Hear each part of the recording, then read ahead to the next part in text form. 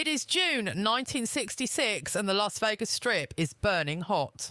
High above the neon lights, Frank Sinatra is hosting a legendary bash in his penthouse suite. The volume is cranked so high the floorboards are shaking, making it impossible for John Wayne, who is staying directly upstairs, to catch a wink of sleep. The Duke calls down 3 separate times begging for a little peace, but the festivities rage on without a pause. Fed up, Wayne marches down to Sinatra's door at 3 a.m, where a bodyguard makes a fatal error in judgment. The events that unfold in the following 5 seconds would alter the relationship between these 2 stubborn icons for the rest of their lives. Let's dive into exactly what went down that night. It starts with a phone ringing off the hook, echoing 4 times before a hand finally grabs the receiver. Wayne presses the plastic hard against his ear, his voice low and deceptively calm. He identifies himself simply as John Wayne from Suite 412 and issues a direct order to kill the noise. The connection instantly clicks off. Wayne is left staring at the dead phone in his grip, glancing at the clock that reads 3:17 in the morning, while the floor beneath his bare feet trembles from the bass. He can hear the heavy thrum of a piano and someone butchering a song, pierced by the shrill, hysterical laughter of a woman that cuts right through the carpet and concrete. The Duke has been lying in the dark since midnight without drifting off for a single second. His massive hands are trembling, not because he's scared, but because he is completely drained. It is technically already today, and he has a call time at 9 a.m. for a dangerous stunt scene involving a horse fall in the scorching 110-degree desert sun, a brutal task for a man of 59. He is only 2 years out from major surgery where they took a lung, leaving him fighting for breath. He needs rest the way a drowning man craves oxygen, yet the music only swells in intensity. Before we go any further, I have a quick question for you all. Have you ever dealt with a nightmare neighbour who just refused to quiet down? Drop your horror stories in the comments below. The setting is the iconic Sands Hotel in Las Vegas, Nevada, back in the sweltering summer of June 1966. Wayne is in Sin City to shoot El Dorado, a massive Western production directed by the legendary Howard Hawks. The studio has booked out the entire 4th floor for the cast and crew to accommodate the grueling schedule of early mornings and long treks to desert locations an hour north. Wayne's room is Spartan, a king-sized bed, a modest sitting area and a window framing the strip. It isn't opulent because he is a simple man who doesn't require luxury. All he requires is silence, but that is impossible with Frank Sinatra occupying Suite 312 directly beneath him. Sinatra isn't there to work, he is there to play. Frank is headlining the Copa Room 5 nights a week and hosting wild after-hours parties in his suite filled with high rollers, showgirls and the typical Vegas debauchery. Even at 50 years old, Sinatra retains that boyish charm and magnetic pull, partying with the stamina of a 25-year-old. Wayne is 9 years his senior, but feels closer to 90 tonight. They had crossed paths in the lobby earlier, exchanging a brief acknowledging nod. It was professional. They aren't friends, but they aren't enemies, either just 2 titans of the industry with vastly different politics and lifestyles. Sinatra is a staunch Liberal Democrat, while Wayne stands as a proud Conservative Republican. None of that matters at midnight when piano music is vibrating through your floorboards. The massive scar on Wayne's chest begins to ache, a sure sign of his fatigue. That is where they cut out his lung back in 1964, and the phantom pain is throbbing, now sharp and relentless. It serves as a grim reminder that a bad fall from a horse tomorrow could literally kill him, not just his career. Desperate, he makes a second call, which goes even worse than the first. Wayne can hear the chaotic background noise on the other end, laughter, clinking glasses and that damn music. The voice on the line is mockingly polite, dismissing his complaint and suggesting he come downstairs to grab a drink and live a little. Wayne's jaw clenches tight enough to crack a tooth. He has zero interest in a drink. He wants absolute silence. Suddenly, the voice on the other end drops the niceties and turns ice cold. They inform him this is a private event, and if he has a problem, he can take it up with the front desk before slamming the phone down. Wayne just stares at the receiver in disbelief. His face feels hot with rage, and the scar on his chest begins to throb violently, a physical reaction to the spiking stress. He immediately dials the front desk. A professional-sounding woman answers, apologising profusely and promising to send security up to handle the situation. Wayne hangs up and waits. 10 agonising minutes tick by, but the music doesn't fade. In fact, it seems to get louder, punctuated by more hysterical laughter. Someone is absolutely butchering Luck Be a Lady downstairs. Wayne calls the desk again, demanding to know if anyone actually went to suite 312. They confirm that the manager spoke to someone at the door who promised to keep the noise down. Wayne looks up at the ceiling in frustration. He glares at the vibrating, thumping ceiling that is leaking music into his room. Clearly they lied. Slamming the phone down, he sits on the edge of his bed, staring at the floorboards that won't stop shaking. The stunt scheduled for tomorrow is genuinely dangerous. It involves a controlled horse fall. And if his reflexes are dulled by lack of sleep, he could miss his mark. At 59, with compromised health, he won't bounce back from that kind of injury. That kind of accident ends you. He considers calling the desk a third time, but realises it is a waste of breath. The hotel staff has no power over Frank Sinatra. Nobody controls Frank in this town, especially not at 3 in the morning. Wayne picks up the receiver one last time and dials suite 312 directly. It just rings and rings with no answer. He hangs up, feeling a shift deep in his chest. It isn't the surgical pain this time. It is pure, unadulterated anger. It is a cold, clarifying rage that makes the next step obvious.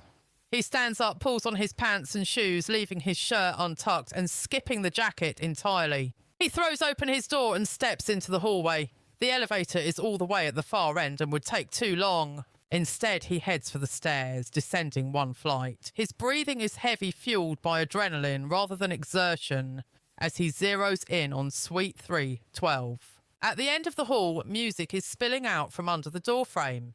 He hears the roar of men laughing, a woman shouting over the din, the piano banging away, and the clatter of glass bottles. Wayne marches right up to the heavy wood, raises a massive fist and pounds on it with authority. The music inside continues uninterrupted. He hammers on the wood again, 3 distinct heavy strikes that rattle the frame. Finally, the latch clicks, and a mountain of a man fills the threshold easily, 6'3", and tipping the scales at 240, wearing the standard issue muscle uniform of a dark suit with no tie.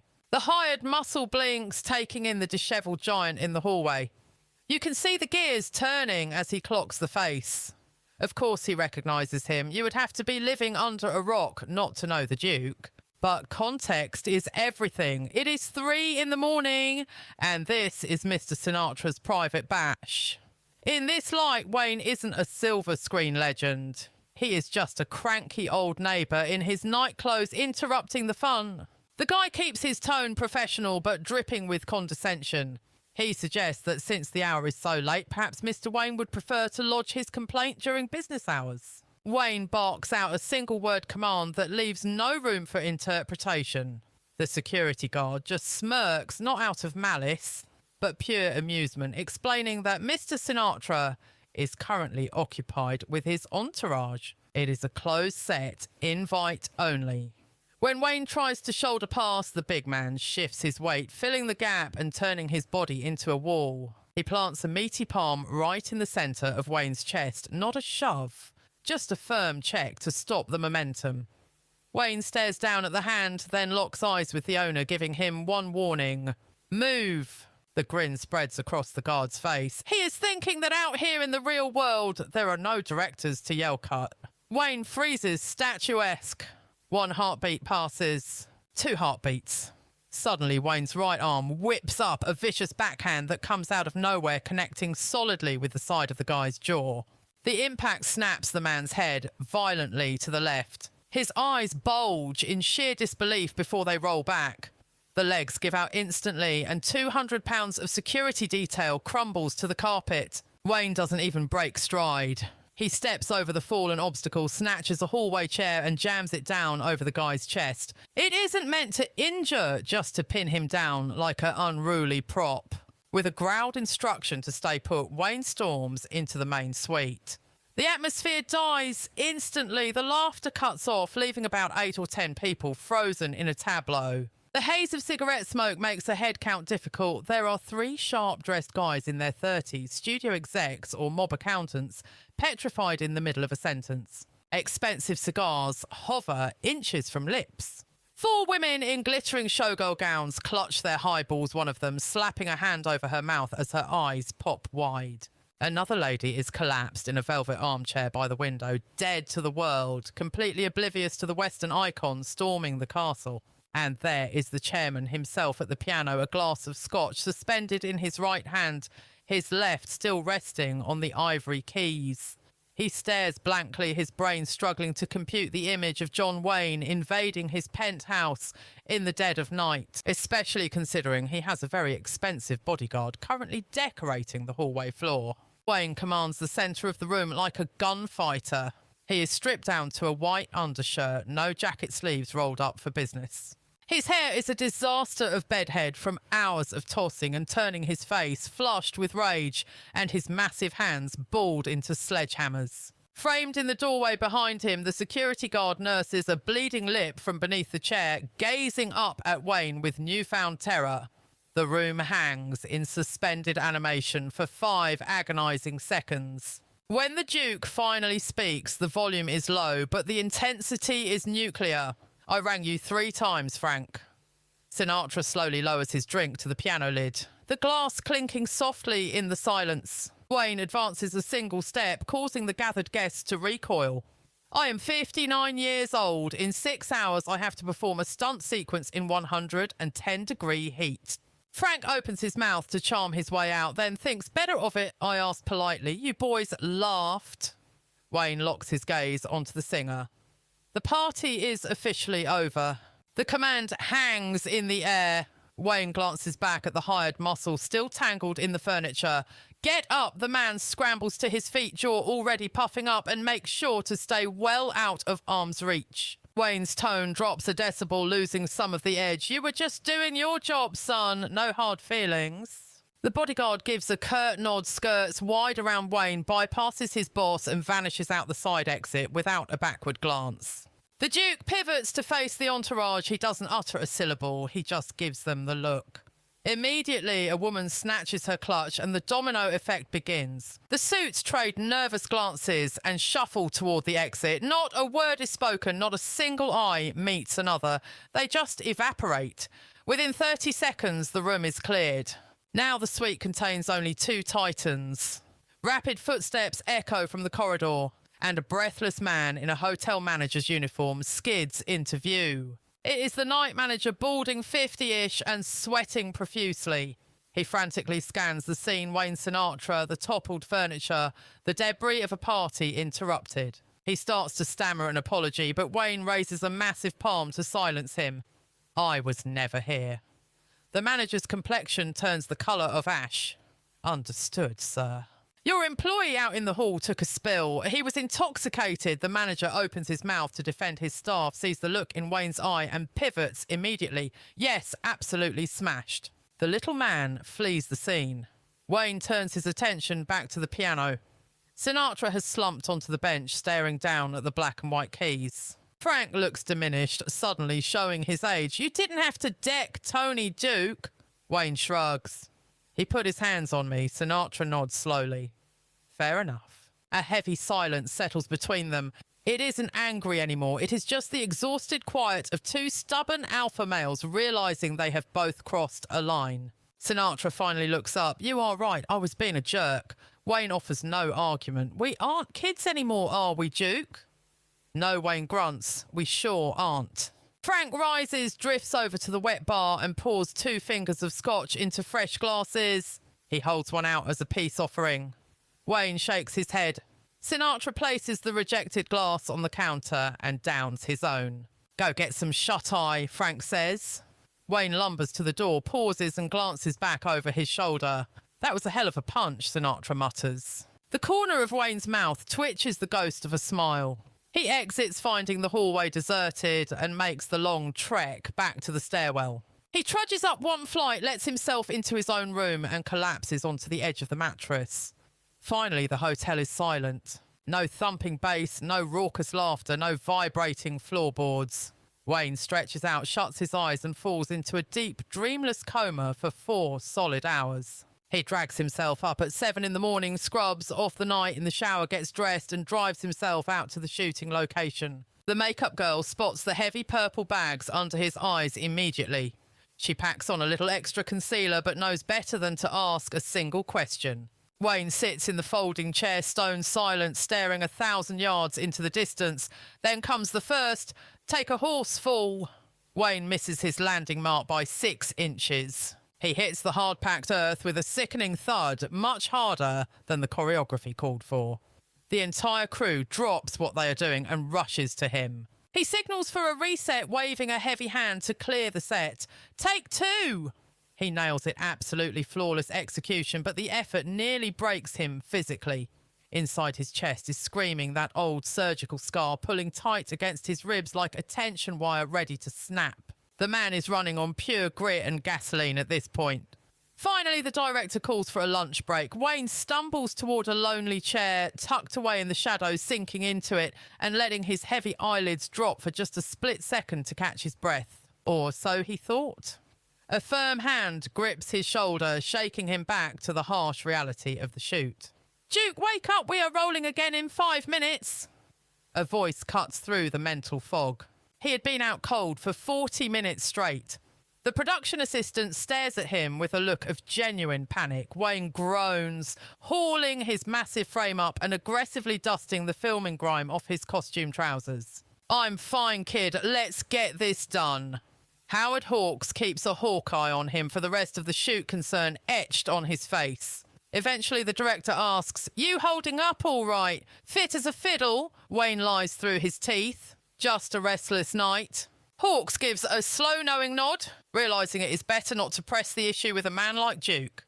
They have a picture to wrap, after all. Fade to black, and 13 long years drift by like smoke in the wind. It is June 1979. The setting is the sterile quiet rooms of the UCLA Medical Center. The Duke is fading fast, his iconic body ravaged by stomach cancer in these final brutal weeks of his life. His daughter Isa is curled up in the corner, clutching a magazine she has not looked at in over an hour. A soft rap on the door breaks the heavy silence. The nurse peeks in. Visitors! Frank Sinatra strides into the room with purpose. Barbara Marx follows close behind him. Old Blue Eyes is 63 now, still looking sharp in a tailored suit, though the years have turned him grey and weary. Barbara plants a gentle kiss on Wayne's cheek before retreating to the far side of the room, keeping her respectful silence. Sinatra drags a chair right up to the bedside, dropping into it with a heavy, exhausted sigh. He stares at his old friend. The silence stretches out thick with unsaid words, until finally Frank breaks it. You remember that night in Vegas? He asks softly. Wayne's tired eyes crinkle at the corners. Which one? The incident with Tony? Wayne lets out a rasping laugh that turns into a painful cough. That bastard had it coming. You didn't have to deck him that hard, Duke. The hell I didn't, Sinatra cracks a sad smile, shaking his head at the memory. We were a couple of absolute idiots back then. Yeah, Wayne agrees. We were young and stupid. The room goes quiet again. Sensing the intimate moment, Barbara stands up and whispers something about needing fresh coffee, slipping out into the hall. Now it is just Sinatra and Wayne, 2 titans of the 20th century, one facing the end, the other watching him go. Eventually, Sinatra pushes himself up to leave. You get some rest now, you hear, Frank? Yeah, thanks for stopping by. They lock hands, a firm, lingering grip. Both men know exactly what this is, the final curtain call. Sinatra walks to the door, pauses and looks back over his shoulder one last time. That was still a hell of a right hook, Duke. Wayne manages a weak, defiant grin. And you're still a pain in the ass, Frank. The heavy door clicks shut. Wayne is left alone in the dim light, staring up at the white ceiling. The memory washes over him, crystal clear now. Vegas, 1966. The night he pounded on Sinatra's hotel door, demanding answers. That was the night 2 of the most stubborn mules in Hollywood finally figured each other out. He lets his eyes drift shut, the scene playing out in his mind one last time. Those 2 certainly had one of the strangest, most volatile friendships in Tinseltown history. What would you have done if you were in Wayne's boots during that legendary feud? Drop your thoughts in the comments section below, and hey, a lot of you enjoy these deep dives into Hollywood history but have not hit that follow button yet. If you want to uncover more hidden secrets and wild tales from the life of this American legend, make sure you subscribe right now so you never miss an update. Help us keep these classic stories alive and grow this community of true cinema fans together. Because as you well know, the sad truth is that they simply do not make men like John Wayne anymore.